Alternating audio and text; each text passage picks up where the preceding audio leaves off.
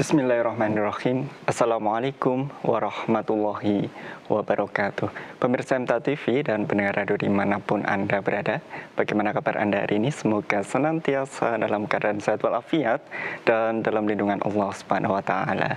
Dan alhamdulillah, puji syukur, marilah kita panjatkan kehadirat Allah Subhanahu wa Ta'ala yang telah memberikan kita banyak kenikmatan dan karunia-Nya, sehingga di kesempatan siang hari ini kita dapat berjumpa kembali dalam acara Hikmah. Dan senang rasanya saya Muhammad Faisal dapat menemani Anda untuk kita sama-sama menyimak sebuah kisah-kisah inspiratif dari narasumber kita.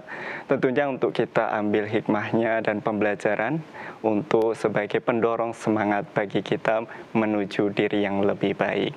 Dan hikmah hari ini mengangkat tema dari Gemerlap Konser menuju Cahaya Pengajian. Jadi pemirsa, hari ini kita akan menyimak sebuah kisah dari seseorang yang sejak kecil harus menerima kehilangan salah satu bagian tubuhnya dan juga sempat begitu dekat dengan dunia musik dan konser, dan pada akhirnya di satu titik beliau menuju ke jalan yang benar, menuju ke jalan yang terang, mendekati pada hidayah Allah Subhanahu wa Ta'ala. Dan mari kita sambut terlebih dahulu yang sudah hadir narasumber kita di studio. Beliau Mas Agung Mustafa Fajar Hudaya. Kita sapa terlebih dahulu. Assalamualaikum warahmatullahi wabarakatuh, Mas Agung. Waalaikumsalam warahmatullahi wabarakatuh, Mas Faisal. Kabar baik hari ini? Alhamdulillah, berkat rahmat dan pertolongan Allah. Alhamdulillah. Kesibukan setiap harinya apa ini, Mas Agung? Iya, bekerja, kemudian berbakti pada orang tua, ngaji. Ya, profesinya apa ini, Mas? Profesinya perancang busana. Kalau di KKP. Busana, Masya Allah, baik-baik. Dan Mas Agung ini nanti ya kita akan mendengarkan kisah-kisah inspiratif yang akan beliau bagikan kepada kita semuanya. Dan bagaimana kehidupan masa kecilnya yang tadi sudah sempat kami sepilkan bahwa beliau kehilangan salah satu bagian tubuhnya. Mungkin di awal bisa diceritakan bagaimana kejadian itu terjadi, Mas, dan bagaimana Mas Agung ini bisa kemudian menerima keadaan tersebut. Ya, saya seperti pemuda pada umumnya lah, anak-anak kecil pada umumnya lahir secara normal. Jadi saya disabilitas, tapi disabilitas bukan dari lahir. Disabilitas itu kan ada dua, disabilitas dari lahir atau setelah lahir. Jadi kalau dulu itu saya naik dari kelas 3 SD ke kelas 4 SD itu kan ada liburan 1 bulan. Jadi tetangga ada yang nikahan, yang namanya anak kecil kadang kan nyebrang kejar-kejaran sama adik saya, kemudian kecelakaan. Dan singkat cerita ya orang tua sudah mengupayakan yang terbaik mencari kesembuhan untuk anaknya, tetapi memang pada akhirnya kaki saya infeksi dan memang harus diamputasi. Waktu itu di Rumah Sakit Suharso yang dekat UMS itu loh. Oh iya. Iya, tahun 9 berapa ya? 98 atau 99 itu. Jadi itu sekitar umur 10 tahun ya? Iya, 10 tahunan. Masih belum mengenal dosa. Jadi masih belum akhir balik dan ya masih kecil. Kalau waktu kecil kan belum manut-manut lah gitu. Tetapi memang saya masih ingat banget ketika memang bapak sudah mengupayakan mengunjungi rumah dokternya. Saya masih ingat banget ibu itu sampai bilang gini, ini orang tua sudah mengupayakan, nanti suatu saat kamu gede tidak boleh mengungkit-ungkit, tidak boleh, kalau bahasa Jawa itu ngundomono gitu. Tetapi dengan kebesaran hati saya enggak apa-apa, diamputasi aja gitu. Akhirnya diamputasi, kemudian alhamdulillah keluarga ya tetap memberikan rasa cinta, kemudian lingkungan juga tidak ada yang membuli. Kan biasanya anak-anak kecil itu mempunyai fisik yang berbeda, otomatis kan rawan dibully dan sebagainya. Tapi alhamdulillah dari keluarga sendiri pun masih sangat support, kemudian lingkungan. Jadi saya umur 10 tahun setelah diamputasi itu ya kayak hidup seperti biasa, dia bal-balan gitu, main nyari belut di sawah, berenang di sungai, ya seperti itu. Dan memang teman-teman tidak ya biasa memahami hal tersebut. Tapi dalam diri Mas Agung sendiri ada rasa mungkin ya pas awal-awal itu ada rasa minder dulu nggak, sebelum ternyata lingkungan saya menerima keadaan saya apapun itu? Ya waktu kecil enggak. Biasa masih kecil. Tetapi setelah besar otomatis kan pemikirannya kan ke depan. otomatis kan ada, yang namanya manusia kan pasti ada nggak ya nanti yang bisa menerima aku untuk jadi istri, pasti ada seperti itu. Kemudian misalkan pekerjaan itu kan disabilitas yo gampang-gampang, susah-susah gitu. Ada nggak yang bisa, tetapi Allah kan pasti punya rencana yang lebih indah. Di samping ketakutan kita sebagai manusia itu kan ketakutan dari diri kita sendiri. Ada itu, tapi sudah besar gitu. Ada ketakutan nanti masalah pekerjaan, masalah penerimaan, ada nggak wanita yang mau menerima saya dan lain sebagainya. Kan selayaknya manusia normal, ya kan, kita kan butuh pendamping dan lain sebagainya. Baik. Tapi ini Mas, itu kan menjadi salah satu kejadian yang mungkin tidak disangka-sangka juga, namanya takdir. Allah sudah menetapkan seperti itu. Nah, ada pembelajaran yang besar tidak yang hingga kemudian saat ini dipegang terus oleh Mas Agung? Ya mungkin kalau misalnya nggak disabilitas mungkin nggak seperti ini. mungkin bisa lebih frontal lagi, mungkin bisa nggak bisa sampai di titik ini. Pasti kan ada kehidupan yang lain lah, karena kan yang sedikit banyak yang membawa arah saya ke sini kan juga disabilitas. Karena waktu itu kan habis itu kan langsung melanjutkan pendidikan SD seperti biasa. Alhamdulillah juga bisa naik kelas. Kemudian dari SMP MTA Gemolong waktu itu. Jadi sebanyak teman-teman itu yang dididik dengan agama, ya alhamdulillah bisa melakukan penerimaan. Dan waktu itu kayaknya 2002, saya kan lulus 2003 2004. Jadi satu angkatan itu kan berapa ratus, dulu kan banyak lulusan yang disabilitas. Bukan hanya saya, ada teman saya Mas Nur Rahmat yang Tawangmangu 1 atau Tawangmangu 2 ya, sekarang masih ngaji beliau. Jadi yang disabilitas bukan saya, dan teman-teman alhamdulillah semuanya baik, nggak ada yang memperlakukan ibaratnya pembulian seperti yang saat ini marak. Alhamdulillah enggak. Jadi teman-teman seangkatan itu memang benar-benar support, memang menghargai perbedaan itu gitu. Berarti Mas, setelah kejadian itu memang ya udah kehidupan seperti biasa gitu. Seperti Tidak biasa. ada waktu mungkin untuk menenangkan diri untuk menerima semua keadaan ini. Ya karena posisi saya masih kecil. Beda dengan, kan ada waktu saya di BPRSBD Profesor Dr. Suharso yang belakang Muardi itu kan, di situ kan ada seluruh disabilitas dari berbagai provinsi, dari berbagai Indonesia itu ada namanya pendidikan di situlah. Ada kursus, ada pendidikan mental, kemudian ada yang dioperasi. Di situ kan sesama disabilitas kan pasti cerita, dulu cacatmu kenapa? Ada temen yang waktu kehilangan kaki itu di masa pubertas, umur 18 tahun kan. Dan itu nggak gampang.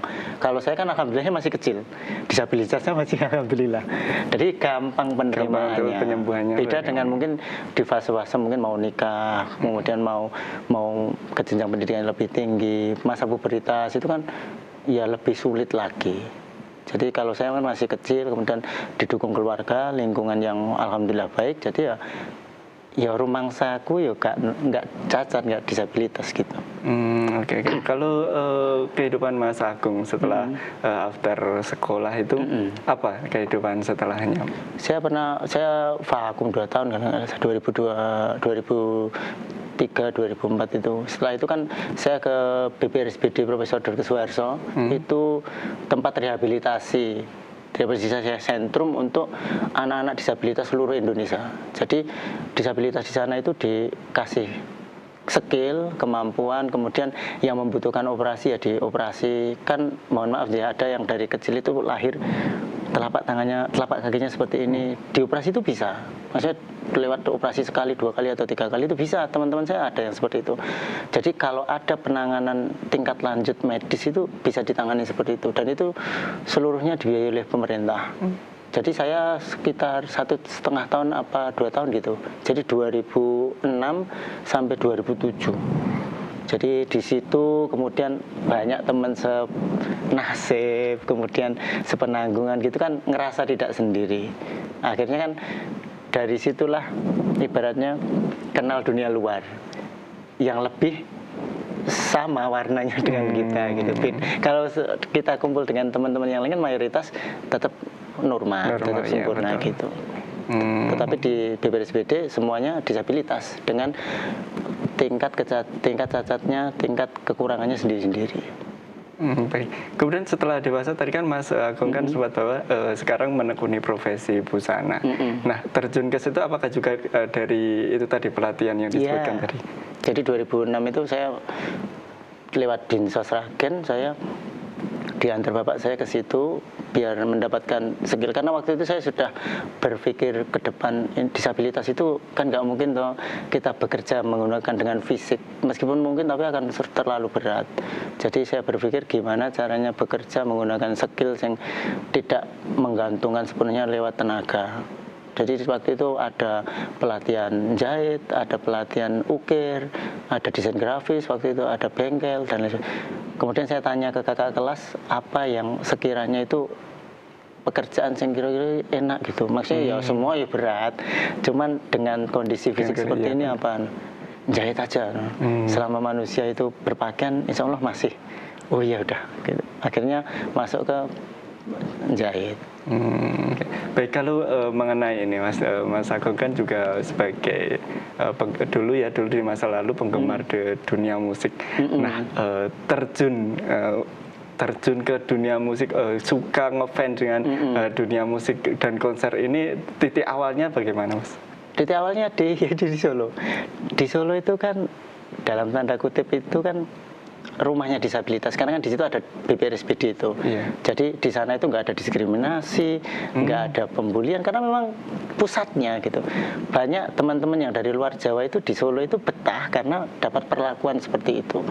Dan di Solo itu kan weekend itu pasti ada konser, di Sriwedari, di Manahan, dan dulu itu disabilitas gratis, digratiskan wali kota. Pokoknya kalau ngomong RC apa disabilitas itu dulu gratis, memang gratis, dan disitulah pintu kesenangan dunia terbuka.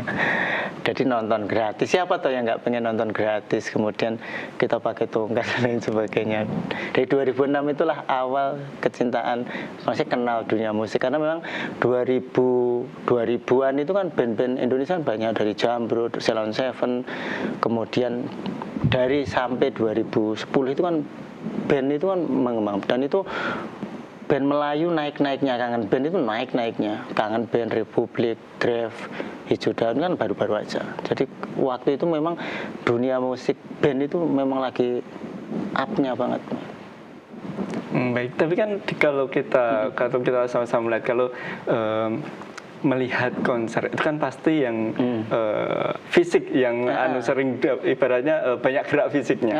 Nah kan dengan keterbatasan Mas Agung dengan satu kaki kiri yang hilang, ini kenapa bisa kemudian ada ketertarikan dan akhirnya begitu cukup lama terjun suka dengan dunia konser, dunia musik? Setiap manusia sopo tuh Mas, nggak seneng ibaratnya dekat dengan orang yang terkenal gitu. Di konser itu kan, apalagi di konser itu saking effortnya, saking cintanya, semua yang nonton konser itu nggak ada yang ngantuk, nggak ada yang tertidur, nggak ada yang terlambat, pasti on time semua karena punya effort, punya kesenangan, dan disitulah kesenangan dunia seolah-olah ya mertua lewat sih nggak kelihatan pasti. Jadi memang, nah berkaitan dengan fisik itu balik lagi di Solo itu ada empati yang sangat tinggi bahwa disabilitas itu kayak dikasih lingkaran pagar gitu Mas kalau nonton konser itu. Jadi teman saya itu yang kursi roda nonton konser itu dilingkari. Jadi nggak mungkin dia tersentuh oleh orang-orang normal. Yang lindungi memang itu difasilitasi secara khusus begitu? Enggak, itu inisiatif spontan dari penonton. Dari penonton yang normal-normal itu melindungi kita. Berarti memang kesadaran. Gitu ya? Jadi enggak kayak sekarang dikit-dikit tawur, enggak. Dulu konser itu kita benar-benar datang menikmati enggak sempat ngerekam. 2007, 2008 itu kan HP masih jarang. Ya awal-awal dulu HP yang ada TV-nya HP itu. Tapi kan enggak sekarang secanggih sekarang. Sekarang kan orang nonton konser itu lebih ke pengen nyetori, pengen ngerekam gitu kan. nggak benar-benar menikmati lagunya. Kalau dulu benar-benar vibesnya luar biasa, Mas. Dan bahkan itu hampir mungkin setiap akhir pekan Setiap pasti. akhir pekan. Jadi kalau mau weekend itu Kemis apa Jumat itu saya keliling. Udah persiapan Di panggung, di perempatan-perempatan pasti ada spanduk. Oh nanti tanggal sekian ada konser. Oh, kita persiapan gitu. Ya entah itu Kangen Band, Coklat, band-band dulu itu kan Peter Pan itu.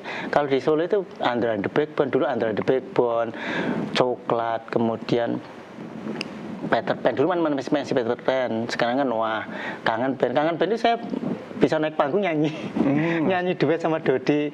Berarti ada waktu juga titik sempat dekat atau kenal dengan personal bandnya gitu. Sejujurnya saya kalau cerita seperti ini Mas, malu malu terus isen dan nggak ada kebanggaan sama sekali sekarang loh ya. Kalau dulu saya cerita sama teman-teman ibaratnya fan garis keras masa pernah ibaratnya nonton konser Peter Pan dapat kaosnya Ariel Peter Pan, nonton konser Kangen Band saya bisa naik panggung nyanyi sama Dodi Kangen Band lagunya Petualangan Cinta atau Ada Kejawabnya gitu, meskipun suara saya pas-pasan tapi nyanyi sama artis mau seneng. Tapi itu dulu sebagai kebanggaan, kalau sekarang mah isen Mas sebenarnya. Jadi itu menjadi pengalaman terbesar juga ya Mas, ketika di masa itu masih suka dengan dunia musik, dengan dunia band, konser itu seperti saya pernah satu panggung dengan personal ini menjadi sebuah pencapaian yang besar. Ya misalkan kalau dalam agama mungkin bisa tahfidz, bisa hafiz Quran gitulah. Ya mungkin nggak bisa dibandingkan antara ini kan perihal agama dan perihal musik, tapi senangnya luar biasa. Sama Ahmad Dhani itu saya bisa nambah tanda tangan hampir seluruh band-band di Indonesia itu saya pernah datengin konsernya. Hampir seluruh, kecuali Slank. Kalau Slank kan memang tahun-tahun itu kan jarang dapat perizinan. Mulai Dewa 19, Dewa yang kolaborasi dengan band Australia itu yang Tuhan kirimkanlah aku kekasih yang baik hati, itu apa ya lagunya itu waktu itu awal-awal booming. Jadi ketika hampir semua band itu pernah saya datangi, pernah saya mintain tanda tangan, ibaratnya kaki saya tunjukkan gitu, mereka pasti ingat gitu, oh ini fans saya yang loyal. Baik. Padahal semua ya saya kunjungi gitu. Begitu effortnya ya Mas Agung untuk menghadiri konser, ya terjun di dunia musik. Sebenarnya apa yang dicari? Ada sangkut pautnya tidak dengan untuk ibaratnya menghibur diri dengan kondisi yang kehilangan sebagian tubuh, ada sangkut pautnya nggak sih dengan hal itu Mas? Enggak, itu natural, memang seneng aja Mas. Jadi nggak pelarian, nggak, memang effortnya buat nyari seneng. Orang nonton konser itu nyari kebahagiaan yang dihitung dengan jam, dia membayar, dia nggak mungkin ketiduran, dan dia seneng gitu, pulang seneng. Orang pulang nonton konser itu misalkan ke swalayan atau dengerin radio, lagunya, lagu ini pernah saya nonton konser itu merinding. Kalau orang beriman kan disebut nama Allah merinding. Ya kurang lebih seperti itulah. Jadi, ini lagunya artis super girlis ini pernah saya tonton gitu. Apa ini lagunya Dewa yang berjudul Iman? Itu benar-benar keinget. Jadi kayak ibaratnya habis ngaji itu inget pelajarannya, pengen segera mengamalkan. Tapi kan ini kaitannya dengan konser itu benar-benar ada effortnya gitu. Jadi pas nonton konser itu yang dicari kesenangannya. Jadi kayak pencapaiannya, gue pernah nonton konsernya The Massive belum? Atau Kertas Band belum? Kalau sekarang kan Armada. Sudah pasti pernah. Gue udah pernah. Gue nonton konser, yang belakang aku loh, neng panggung gitu. Jadi kayak pencapaian tertinggi lah gitu. Dan dulu kan fan itu adem-adem aja, nggak kayak sekarang. Fan itu saling hujat, saling fanwar. Karena media sosial kan dalam tanda kutip itu mengajarkan kita kepada apa ya, kayak mental pengecut kan, karena kita tidak bisa tetap muta, akhirnya bisa seenaknya mengomentari gitu. Kalau dulu enggak Mas, solidaritasnya tinggi, nonton konser itu sebuah kebahagiaan yang didapat tapi dengan cara bayar. Kalau ngaji kan enggak. Nah, masa-masa seperti itu Mas, masa-masa dunia mungkin yang saat itu dilalui ini cukup lama, sampai kemudian di tahun berapa atau di titik apa kemudian mulai tertarik untuk aktif mendengar atau mengikuti kajian pengajian begitu? Oh, di MTA. Iya, Jadi khususnya di MTA. saya kan memang basicnya kan bapak ibu ngaji di MTA. Jadi ibu itu ngajinya kan dulu di Mojokedang 1. Ibu bapak juga Mojokedang 1. Tetapi kan dulu ada dawuh al ustadz bahwa Ustadz almarhum Allahumma gfir lahu, bahwa warga itu kembali ke wilayahnya masing-masing. Bapak saya kan aslinya Kedaung 1. Jadi ibu ya ke Kedaung 1. Ya mungkin DNA itulah yang akhirnya yang saya hilang arah, kembali menemukan arah.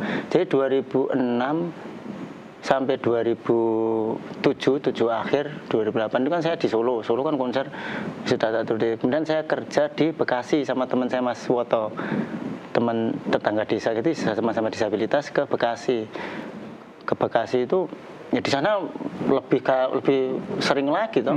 Di sana kan ada acara dahsyat, ada acara inbox, acara TV kan setiap hari. Lebih berarti sempat merantau juga dan kesukaan itu juga tidak hilang, malah makin gacor.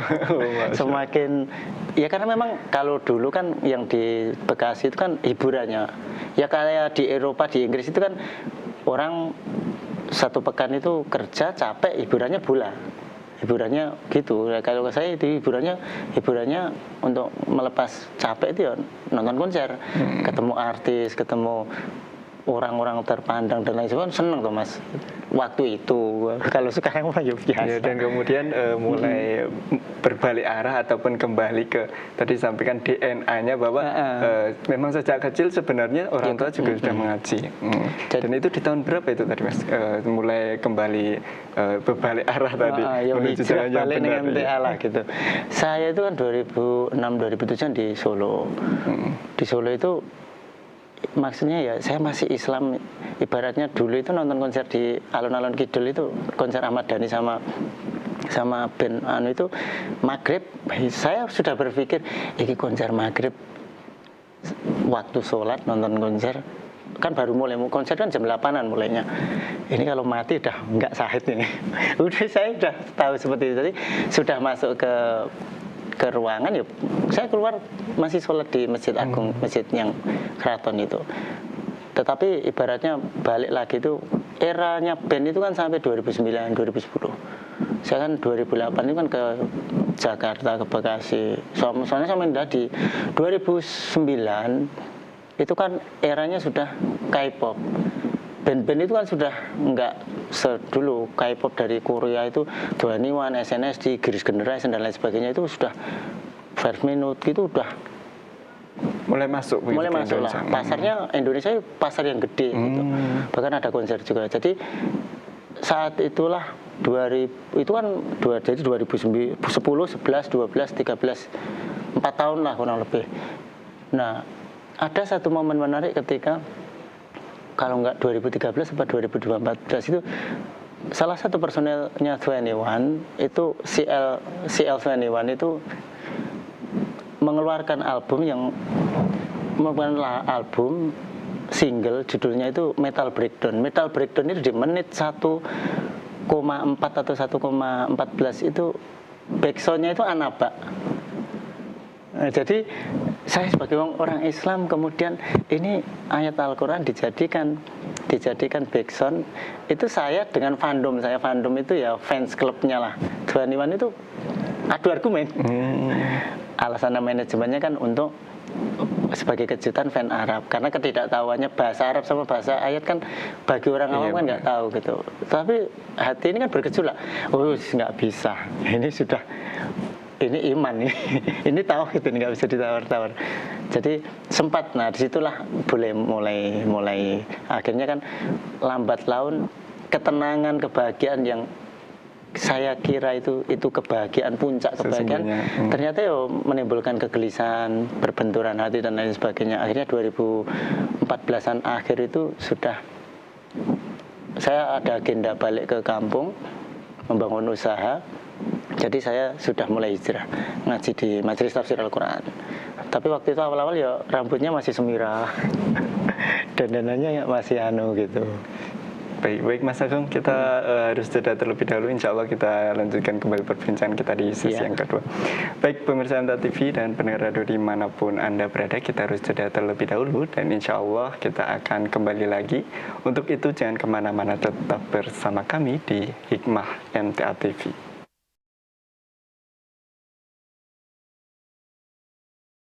Baik pemirsa MTA TV dan pendengar radio dimanapun Anda berada, kembali lagi di Hikmah hari ini. Masih bersama beliau Mas Agung Mustafa Fajar Huda yang tentunya membersamai kita dengan berbagai kisah-kisah inspiratifnya, baik kisah beliau di masa lalu dan juga bagaimana kisah beliau kemudian menuju hidayah Allah Subhanahu wa taala. Dan kita lanjutkan kembali Mas Agung perbincangan kita.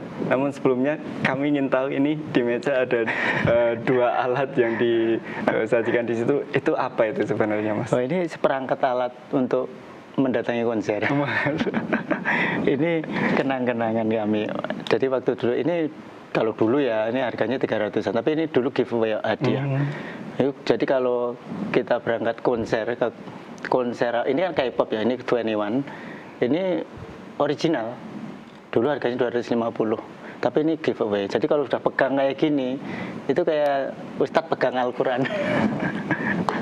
Berarti bahkan menonton konser pun ada aksesoris, ada perangkat yang dibawa. Orang sak-sae, jadi butuh prepare, apalagi kalau rantainya ini sudah dikualungan kayak gini, wah udah berani hidup. Jadi memang se-effort itu ya Mas. Ini memang kami simpan, jadi memang kalau dulu, saya kan sekarang ibaratnya sudah di MTA, jadi sebagai pengingat saya, bahkan di foto-foto FB saya kan juga enggak semuanya saya hapus. Sebagai pengingat saya bahwa saya dulu mendatangi konser apalagi Korea ya, itu sudah se-effort itu loh, apalagi K-pop ini kan 21. Jadi 2014 kan ada konser di Jakarta yang Matalang, Ancol itu. Sekarang kan ditutup kontraknya atau apa. 21 kan pernah konser di sana, saya datang. Paling depan. Tiketnya tiket apa platinum apa gitu. Yang suka harganya jutaan otomatis. Itu dulu memang kesenangan itu didapat seperti itu ya. Memang diusahakan sungguh-sungguh juga. Sungguh-sungguh ya, kebahagiaan ternyata kebahagiaannya kosong dan hilang arah. Baik, dan pemirsa dan pendengar, tentu kami juga mengundang Anda untuk barangkali bagi Anda yang ingin bertanya langsung kepada Mas Agung, narasumber kita di kesempatan hari ini, Anda dapat menghubungi kami di nomor 0271 6793000 atau di pesan dan panggilan WhatsApp di nomor 0811 255 3000. Baik, tadi Mas di akhir segmen pertama tadi sempat disampaikan bahwa di akhir 2009 mungkin 2010 itu kemudian beralih untuk ngefan ataupun suka dengan musik K-pop atau luar negeri yang memang Korea saat itu juga booming di Indonesia. Nah, kalau melihat generasi sekarang ini itu kan dunia masa lalu. Kalau diri Mas Agung saat ini, apakah juga, karena kan sekarang juga masih booming, masih banyak ini K-pop yang memang masih bisa dilihat dan juga masih banyak digemari. Nah, apakah juga masih mengikuti atau sudah memang berhenti stop di masa lalu itu? Secara nonton konser, kemudian effortnya nggak seanu dulu, tetapi perkembangannya tetap saya ikuti karena anak-anak sekarang kan, generasi sekarang itu kan sudah, kalau udah cinta sama K-pop, apalagi drakor, itu sudah sedikit keimanannya itu udah bermasalah. Bisa goyah? Bermasalah, bukan bermasalah. Jelas goyah gitu. Bahasanya gini, Allah kan melarang kita mendekati zina dan lain sebagainya. Ayatnya itu udah kena. Kemudian nonton konser otomatis kan menggunakan hartanya untuk berada di dalam kebinasaan itu. Nah, jadi udah kena dari hartanya, kena, kemudian waktu, tenaganya, kemudian imajinasinya kena. Apalagi putri-putri kan, kebanyakan putri-putri itu kalau misalkan ngefans Seventeen atau ATEEZ atau Big Bang gitu, ENHYPEN, banyak kan artis-artis Korea yang nggak ada jerawatnya sama sekali. Dan mereka pasti halu gitu. Kalau saya dulu memang nggak sehalu itu sih, memang saya masih bisa ngontrol, membatasi, ini hanya sekedar kesenangan. Lagunya pun saya tetap selektif, maksudnya kita cross check seperti tadi saya bisa ibaratnya kita bisa berada di pihak bela ayat Allah karena memang tetap saya ada kontrol. Tetap posisinya itu memang keliru juga gitu. Oke, baik. Tapi Mas, tentunya kan itu ketika menyukai suatu band itu kan pasti juga mengidolakan personilnya. Iya. Nah, pada saat itu Mas Agung juga mungkin hal seperti itu juga ya. Pasti ada orang-orang yang talenta atau personal yang pasti sangat diidolakan gitu. Nah, kalau menurut Mas Agung sendiri mungkin ada nggak kriteria atau mungkin koridor-koridor batasan kita boleh mengidolakan tapi harus ada batasannya. Nah, itu seperti apa, Mas? Sederhananya gini ya, kita boleh mencintai segala sesuatu di dunia ini, bab dunia. Yang terpenting koridornya itu Al-Quran dan Sunnah membatasi itu. Misalkan kita seneng lagunya jangan ngajarin bermaksiat, cinta satu malam, gitu. Kayak K-pop kan banyak juga yang mengarah kepada LGBT. Sekarang LGBT merambah ke K-pop dan lain sebagainya. Kemudian mengumbar aurat. Kalau K-pop udah nyaris, meskipun sekarang ada banyak personil dari Indonesia kayak Head to Head itu kan ada Carmen itu kan ya juga dari Indonesia. Kalau dulu ada Secret Number dari yang Bali itu ada siapa itu Dita Tarang itu kan juga dari Indonesia. Sekarang ada yang lagi viral itu Nona yang lagunya Angkot Hong dan lain sebagainya. Sekarang viral itu kan kita lihat saja itu sudah ini aurat dan lain sebagainya udah. Nah, untuk batasannya di situ. Kalau kita dengar lagunya, kita cari translate-nya dan lain sebagainya. Itu yang juga diterapkan juga ya dalam Mas Agung dalam pada saat itu ngefan ataupun mengidolakan seorang itu tadi yang. Ya meskipun kita ada batasannya, keimanan kita membatasi, tetapi ketika kita nyemplung kayak gitu, ya basah Mas. Dijak salaman karo artis ya tetap gelem gitu lah, nggak mungkin karena kamu itu sudah di ladang lumpur itu gitu. Makanya yang cepet-cepet adus dan balik ke jalan yang benar. Oke, baik. Dan kemudian di titik di kurang lebih di tahun 2013 atau 2014 dan saat itu kembali ke rumah ke kampung dan kemudian ya kembali untuk menguatkan diri, kemudian untuk kembali beralih ataupun berjalan menuju jalan yang benar. Nah, bagaimana kemudian mengalihkan semangat atau effort yang dulunya itu sangat effort untuk datang ke konser. Nah, sekarang beralih untuk effort ketika harus belajar agama, kemudian harus berdakwah kemana-mana gitu. Ya karena pada akhirnya gini, sahabat nabi dulu yang kafir itu kan dulu loyal pada musuh nabi. Gini, saya disclaimer dulu bahwa saya diundang di sini saya izin Mas. Dan jangan saya dijadikan role model karena role model terbaik itu dari nabi-nabi kita, dari sahabat-sahabat nabi kita. Sahabat-sahabat Nabi kita terdahulu yang memungsuhi Nabi itu pengen bunuh Nabi gitu. Tetapi ketika berislam, ketika dia Islam mengucapkan syahadat, itu menggunakan harta jiwanya untuk melindungi Nabi, menegakkan agama ini.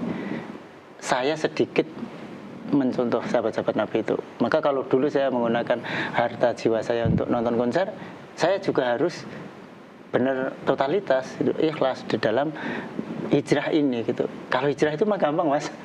Orang nonton iklan sirup aja bisa masuk Islam. Orang dengar adzan bisa masuk Islam. Hidayah itu setiap waktu kok. Tinggal kita ini kalau tidak memperturutkan hawa nafsu, sebenarnya hidayah itu setiap detik ada. Gitu. Makanya ketika saya sudah di kampung, kemudian kayak kosong ya pencapaian saya selama ini nonton konser, fotonya di mana-mana, tanda tangannya di mana-mana itu tidak menemukan kebahagiaan. Maka ketika saya sudah berniat hijrah, satu yang paling penting adalah mengalihkan itu kesibukan itu dengan kesibukan kebaikan. Maka iringilah perbuatan dosa itu dengan kebaikan. Jadi bukan beriringan, tapi yang lalu ya wes kita melampaui batas, kita mohon ampun kepada Allah, kemudian benar-benar loyal, harus lebih loyal. Nah kalau imbang ya rugi kita, makanya harus loyal. Kemudian hijrah itu gampang, yang susah itu kan kembali lagi dulu. Jadi makanya salah satunya apa? Buat kesibukan yang lebih sibuk dibandingkan masa lalu. Kalau tadi digambarkan sepekan itu bisa sekali 2 kali, saya punya target sepekan itu harus lebih dari itu ngaji gitu. Punya aktivitas dakwah itu lebih dari 2, dan alhamdulillah sekarang terwujud. Allah mengabulkan, semoga bernilai pahala dan bisa menutupi dosa-dosa yang lalu gitu. Baik, tapi ini Mas, ketika awal-awal proses berhijrah itu ada nggak sih Mas ketika ada di suatu titik kemudian sangat ingin gitu, dalam hati itu sangat ingin untuk menonton konser lagi, dan mungkin ada treatment ataupun usaha-usaha untuk menghalangi keinginan itu agar tetap ada jalan yang benar? Ya memang orang itu meninggalkan judi, meninggalkan kemaksiatan-kemaksiatan lah, enggak hanya konser saja, meninggalkan drakor, rajin, kebiasaan-kebiasaan buruk itu gampang. Yang mudah itu kan balik lagi tuh, yang sulit itu balik lagi. Misalkan saya udah niat tulus pengen hijrah, pengen udah, ternyata Kotak dulu kan pernah ada Hoodsragen itu, Kotak diundang ke alun-alun, saya lewat-lewat aja. Kayak kita di Mangkunegaran itu kan depannya sering ada weekend kan konser, kita datang acara kantin, datang kegiatan Jumat itu kan sering ada konser itu. Siapa yang nggak pengen nonton artis-artis yang sekarang itu lagi hit, ibadah Kota atau apa itu, artis-artis sekarang itu siapa yang nggak pengen. Tetapi tauhid ini harus dikuati gitu. Ya kalau kita nggak sungguh-sungguh, balik rono balik ini zigzag, ya kita ngecek agama Allah ini gitu. Nah, jadi keistiqomahan itu berarti kan harus tetap istiqomah itu ya. Istiqomah, kemudian harus lebih sibuk dibandingkan yang lalu untuk mungkin menebus kesalahan-kesalahan atau dosa-dosa sebelumnya. Selain menebus itu ya, kalau hijrah berarti nganggur, ngamplu, ngajinya cuma sepekan sekali, telat sisanya ora bali gitu. Makanya ya harus lebih sibuk, harus lebih loyal, harus lebih mobilisasinya dalam dakwah harus lebih kuat. Dan itu yang bisa mengukur diri kita sendiri. Oke, baik. Kemudian ini Mas, untuk saat ini kan untuk kita melihat hiburan itu kan sudah sangat mudah, sudah sangat gampang dan mudah terjangkau. Nah, mungkin ada pesan mungkin juga agar para pemuda ya, mungkin yang tetap bisa mencintai musik, tetap bisa mungkin mengidolakan juga para penyanyi, tapi ada batas wajar dan juga bisa tetap fokus dalam belajar, mengkaji dan juga mengamalkan hasil ngaji gitu. Al-Ustadz itu kan sering menyampaikan, Al-Ustadz Nur Khalid Saifullah Al-Syahmi itu menyampaikan gini, musik itu yang penting itu tentu saja enggak miso, enggak berupa doa dan lain sebagainya gitu. Poinnya itu kalau kita mencintai musik, mencintai kesenangan itu, bisa enggak kecintaan kita dalam dakwah, dalam agama, dalam ngaji ini lebih besar dari itu. Lebih besar. Misalkan kita senang.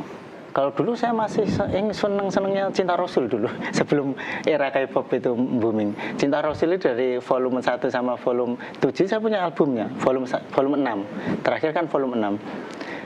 Kita bisa beli album, kita bisa mendatangin konsernya, kita bisa seksama, serius menyimak bermenit-menit, berjam-jam musik. Kita sebanding nggak dengan murojaah kita?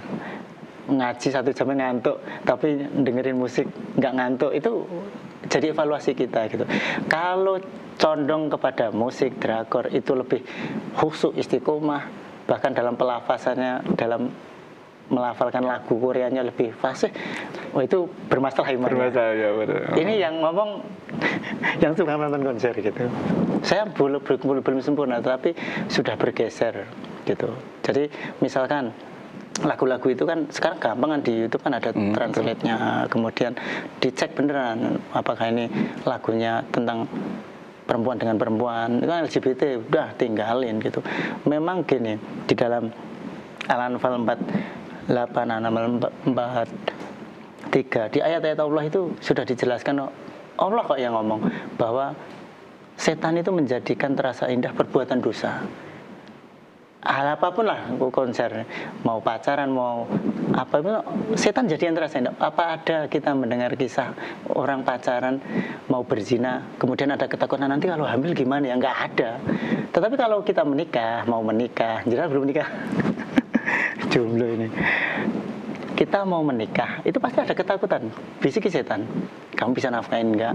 Kamu sudah mapan enggak? Ada ketakutan. Ngaji pun seperti itu toh. Kamu ngaji di MTA itu nanti gini. Diisukan gini. Tetapi kalau kita nonton konser, los saja. nggak ada ketakutan nanti kalau mati gimana, kan nggak ada toh. Jadi maka kecintaan kita terhadap dunia ini harus di bawahnya kecintaan kita terhadap dakwah, terhadap akhirat. Jadi kita harus punya tujuan dulu lah. Kalau kita beragama ini hanya sekedar ditulis di KTP ya biasa-biasa aja gitu. Tetapi kalau tujuan kita akhirat, kita bisa menimbang kok. Tujuan kita akhirat, tapi aktivitas kita masih bukan prioritas, dakwah ini bukan prioritas, ya biasa-biasa aja gitu.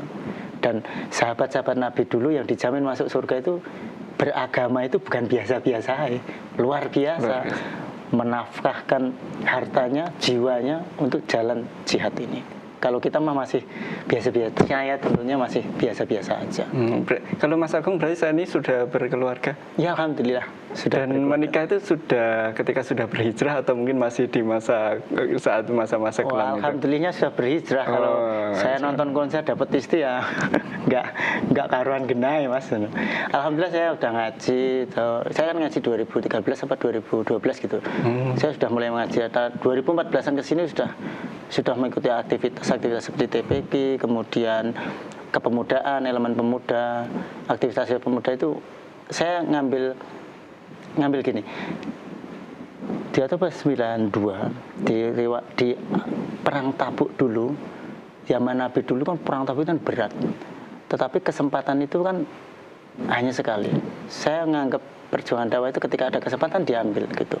Jangan sampai kita menjadi bagian daripada sahabat-sahabat dulu yang ada kesempatan perang Tabuk tapi dia nggak ikut. Tetapi yang nggak ikut itu ya ada faktor syar'inya karena nggak ada kendaraan. Kemudian bertanya pada Rasulullah juga tidak mempunyai kendaraan, akhirnya diampuni dosanya, tapi menangis karena kehilangan momentum dakwah. Saya menganggap ketika kita sudah berada di majelis tafsir Al-Quran ini, MTA ini, ketika ada panggilan-panggilan dakwah, ketika kita di pemuda ada penugasan-penugasan, ya kita sambut dengan meriah, seperti halnya menyambut nonton konser, harus lebih gitu.